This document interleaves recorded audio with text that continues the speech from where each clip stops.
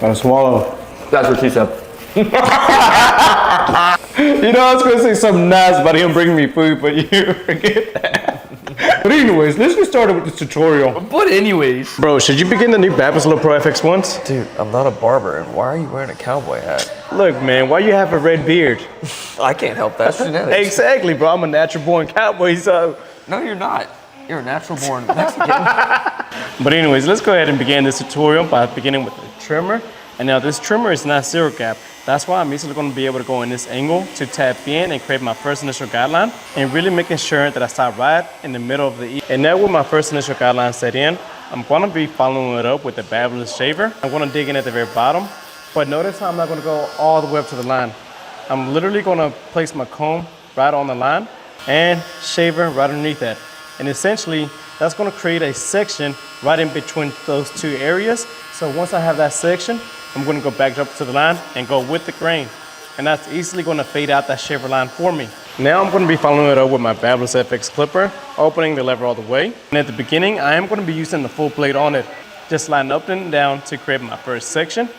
But then as I start working around the ear, I'm no longer going to be using the full blade anymore. And now instead of using the full blade like this, I'm going to be tilting out. That way I'm only using this much of the blade to really be able to control and create the curved shape. Otherwise, if I were to use a full blade like this, it would create more of a triangle.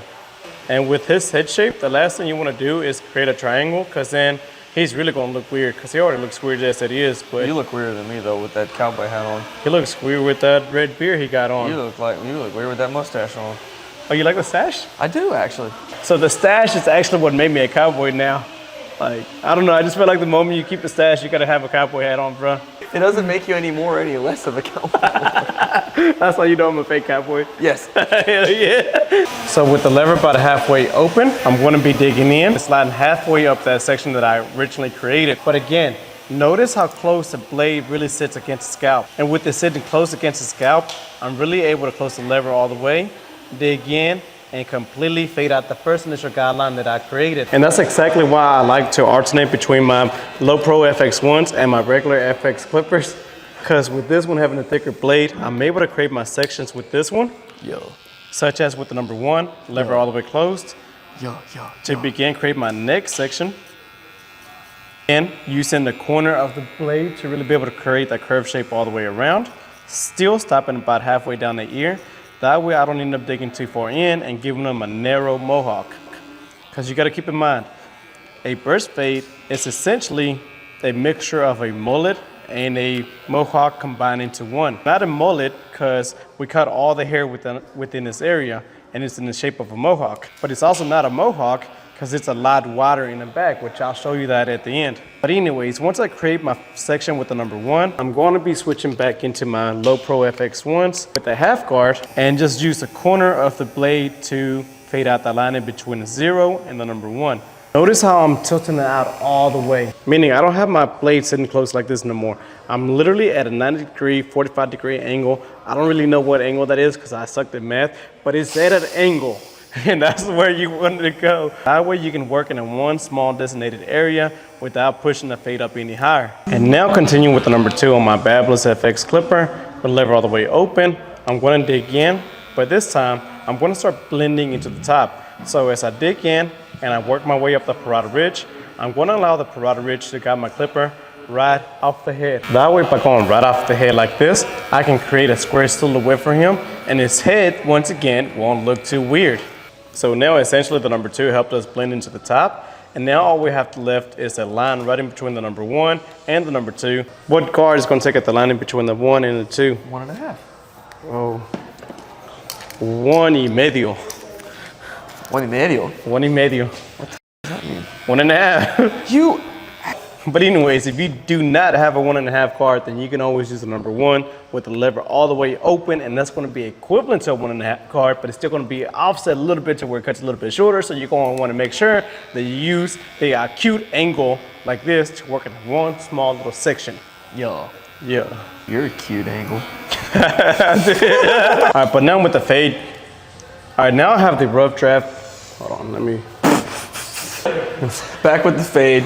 Back with the rough draft. Back with this. Y'all know what I'm trying to say. Look, we have a rough draft of the fade. It's not done yet. I still got to go back in detail. I always like to set the lineup in first, because that way once you set the lineup, everything else stands out a lot more and you know exactly where you need a detail at. Yeah. Yeah. Looking at this lineup right now, I can tell somebody took him way too far back last time. I don't know who did it, but Who's the only man that cuts my hair? I don't know, bro. You must have cheated. Like, Not nobody's me. loyal.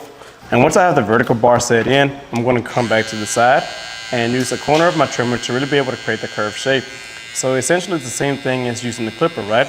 Whenever we use the clipper, we use the corner of the blade to really be able to create the curved shape within the fade. Now we're using the corner of the blade on the trimmer to create that curved shape on the C-cup.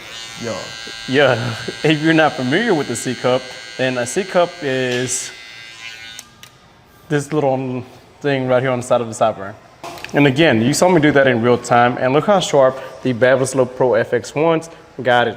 These are not zero gap, they're straight out the box, but they do come set sharp, so you're able to create those nice curved, defined lines. And now all we gotta do is shave the beard off. I punched you on that one, didn't I? Excuse me, social services. I need to file a report. My barber's abusing me. We got him. All right, now just like that, let's take like the burst fade from the side. Everything's nice silhouette. Now the only thing about his beard is that he lined it up himself and he pushed it down too far in last time, so we're letting it grow back out by lining it up a lot higher. That way this can grow back in. All right, let's take a look at the back. So this is where the mohawk and the burst fade are way different. If this was a mohawk, the mohawk would have taken place right in this area, so all this darkness would have been completely gone. But we kept it a lot wider and just created a nice V shape in the back. But the main thing to keep in mind on this is his neck is a lot wider. So I didn't make my V too narrow. I made it a little bit wider, right? But the most important thing I really want you to notice on this burst fade is how consistent the whole fade really is. Meaning, I created my first guideline in an arch shape and I followed every single guideline in the same shape. So that way everything can come out a lot more consistent and everything flows in a lot better. But anyways, bro, like I was saying though, man, when you're a cowboy, you can do anything. I can go from fading to anything, bro. You're not a cowboy. Okay, you know what? I'm not a cowboy, but you know what I am? Thank you. I am Mexican.